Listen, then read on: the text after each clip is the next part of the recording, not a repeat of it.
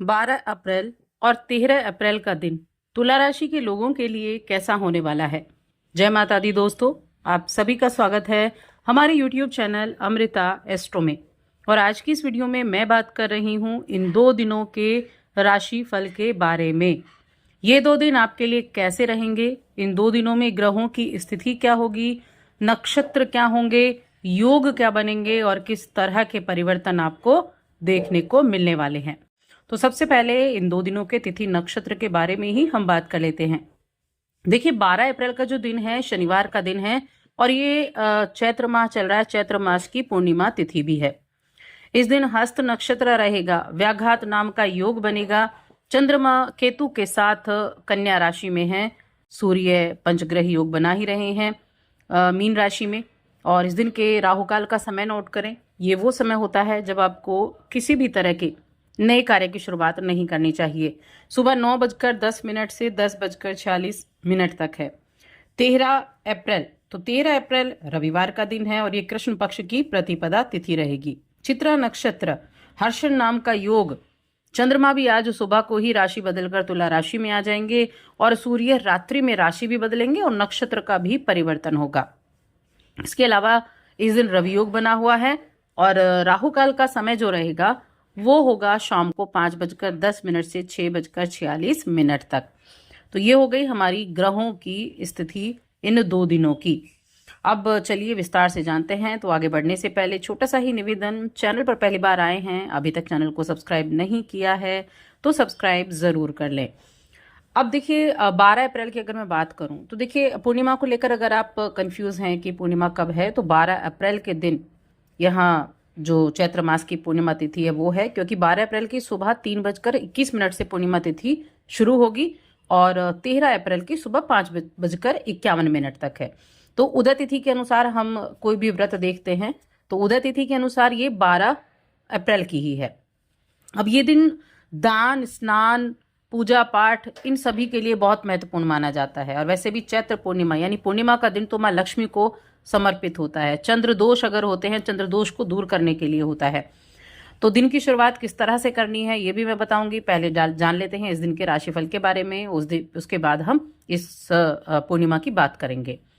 आज का दिन हेल्थ के लिए देखा जाए तो बड़ा ही अच्छा होने वाला है। हेल्थ आपकी अच्छी रहेगी, अच्छी हेल्थ के चलते हर एक चीज़ पर आप अपना फोकस कर पाएंगे। हो सकता है काम का प्रेशर रहे, लेकिन उस काम के प्रेशर के बावजूद आप चीज़ों को मैनेज करते हुए दिखाई देंगे। ऐसे भी देखिए कई बार होता है हम बड़े एनर्जेटिक हम हैं, लेकिन बार बार आपके काम के बीच में कुछ ना कुछ डिस्टरबेंस आता जा रहा है, यानी कि एकाग्रता भंग होती जा रही है। तो ऐसी चीज़ें तो रह सकती हैं, लेकिन उसके बावजूद आप अपने काम पर फोकस बनाकर रहेंगे। आज शाम का वक्त आपके लिए बेहद अच्छा बीतने वाला है। दोस्तों के साथ बाहर जाकर खुशी के पल बिताने वाले हैं। किसी न किसी तरह से आज आपकी संतान के लिए भी कुछ एक खुशनुमा एहसास हो सकते हैं। किसी तरह के पुरस्कार से उनको नवाजा जा सकता है। कुछ उनको ऐसे जीवन में खुशहाल पल आज आपके लिए आने वाले हैं। और ये कई बार चीज़ें ऐसी होती हैं जब आप अपने सपनों को अपने बच्चों के जरिए साकार होता हुआ देखते हैं, तो कहीं ना कहीं उसी तरह की खुशी आपके लिए इस समय होने वाली है। धन संपत्ति के मामले में भी दिन जो है वो ठीक ठाक रहेगा। पारिवारिक स्थितियां बेहद शानदार हैं और प्रेम जीवन भी मुझे अच्छा दिख रहा है और वैवाहिक जीवन में भी आज चीज़ें अच्छी दिख रही हैं।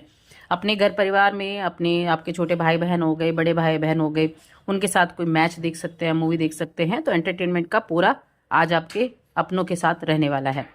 प्रेम जीवन अच्छा है, प्रेम का इजाफा होगा। प्रेम का आप अपने प्रेमी के सामने थोड़ा इजहार भी कर सकते हैं, तो ये अच्छा रहने वाला है। विवाहित लोगों के लिए आज इस तरह की स्थिति है कि शुक्र और मंगल एक दूसरे में घुल जाएं, इस तरह की चीज़ें हैं। यानी जो आप करना चाहते हैं वो मुमकिन होगा।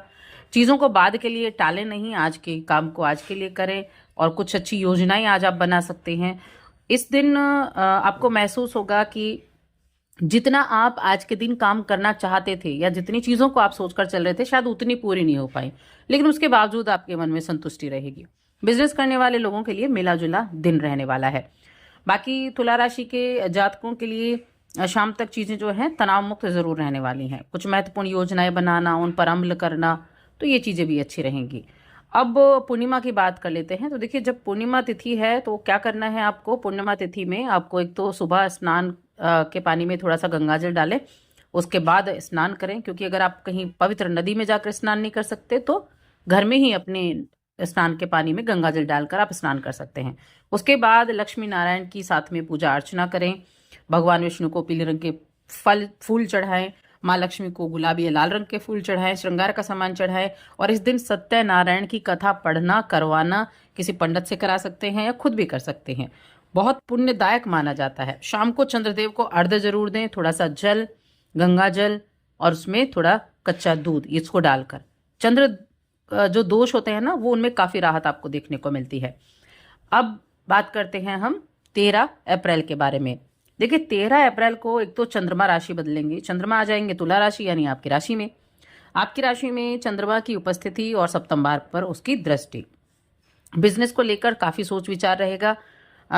काम और ज़्यादा आप कैसे अपना बढ़ा सकते हैं या किस तरह से अपने बिजनेस को चला सकते हैं, ये उधेड़-बुन आज मन में चलती रहेगी।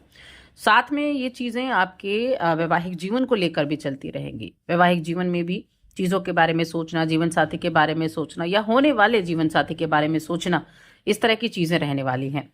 बाकी करियर की बात करें, वैसे छुट्टी का दिन है, रविवार का दिन है, लेकिन सबके लिए छुट्टी का दिन भी नहीं है। आज आप कुछ जनसंपर्क में रह सकते हैं। आज का दिन ज़्यादा लोगों से मिलना जुलना आपका रहेगा। और अगर यही आपका कार्य क्षेत्र है तो काफ़ी बिजी होने वाला है। अगर आपका क्षेत्र अलग है तो आज जनसंपर्क से मिलना आपको काफ़ी अच्छा रहने वाला है। अच्छे तरीके से खुद को आप अभिव्यक्त कर पाएंगे। रुपए पैसे की अगर मन में दिमाग में चल रहा है और आपको लग रहा है कि थोड़े पैसे कम हैं और आपको मेहनत ज़्यादा करनी चाहिए, आमदनी का जरिया आप तलाश सकते हैं, तो इस तरह की चीज़ें भी सोच सकते हैं। तो हो सकता है घर के किसी सदस्य के द्वारा आपको राहत मिले पैसों के मामले में। किसी से आप मांगेंगे तो वहाँ से आपको मिलेंगे, इसमें बुराई नहीं है। क्योंकि सबसे ज़रूरी है कि आप अपनी ज़रूरतों को इस मुश्किल घड़ी में पूरा करें, बाद में आप उनकी मदद कर सकते हैं। तो ये मदद आपको ज़रूर मिलने वाली है। बाकी कई सारी चीज़ों पर आपका फोकस रहेगा और उन चीज़ों पर फोकस अपना बना कर रखिए। कहीं ना कहीं चीज़ें अचानक से आपके सामने आ जाती हैं जो आप नहीं सोचते हैं। कई बार हम काम कुछ और ढूंढ रहे होते हैं और मिले हमें कुछ और जाता है और वहाँ से हमें कमाई का जरिया भी हो जाता है। तो इन चीज़ों को हमेशा ध्यान में रखें। ये दिन थोड़ा मूड स्विंग हो सकता है आपके प्रेम जीवन के मामले में, और कुछ बहादुरी वाला काम भी आज आप करेंगे। और हर एक कोई भी व्यक्ति अगर आपसे किसी तरह के सवाल करता है, घर में हो गया, आपके परिवार के सदस्य हो गए या बाहर हो गया, तो उन सभी के जवाब आज आपके पास होंगे। तो कुल मिलाकर दोनों दिन मैं कहूँगी आपके लिए अच्छे होने वाले हैं। शिक्षा के मामले में भी ये समय काफ़ी ज़्यादा अनुकूल आपके लिए होने वाला है। छठे भाव में तो वैसे भी कई ग्रह बैठे हुए हैं, छठे भाव में कई ग्रह विराजमान हैं, तो चीज़ें जो हैं वो ठीक ठाक रहेंगी। अब उपाय मैं आपको बता चुकी हूँ क्या उपाय आपको करनी है। साथ में अगर क्रोध आता है तो देखिए, क्रोध को कम करने के लिए सरस्वती जी की आराधना करें या मेडिटेशन कर सकते हैं आप, ये भी आप कर सकते हैं। तो बस आज की इस वीडियो में इतना ही।